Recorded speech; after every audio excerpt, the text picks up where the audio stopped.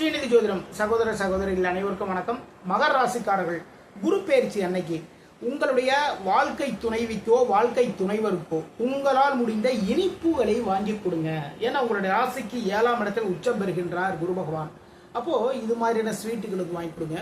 முக்கியமா அன்னைக்கு குரு பயிற்சி அன்னைக்கு குரு பகவானுக்கு 2 நெய் விளக்குகள், அந்த நெய் விளக்குகள் மஞ்சள், அதாவது மஞ்சள் கலர் திரி, மஞ்சள் கலரில் இருக்கக்கூடிய அந்த திரி போட்டு நெய் விளக்குகள் ஏற்றுங்க.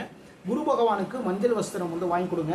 முக்கியமாக என்ன பண்ணணும் அப்படின்னா, நண்பர்களுக்கு உங்களால் முடிஞ்ச உதவிகள் எல்லாம் பண்ணுங்க. நண்பர்களுக்கு ஸ்வீட் எல்லாமே வாங்கி கொடுங்க.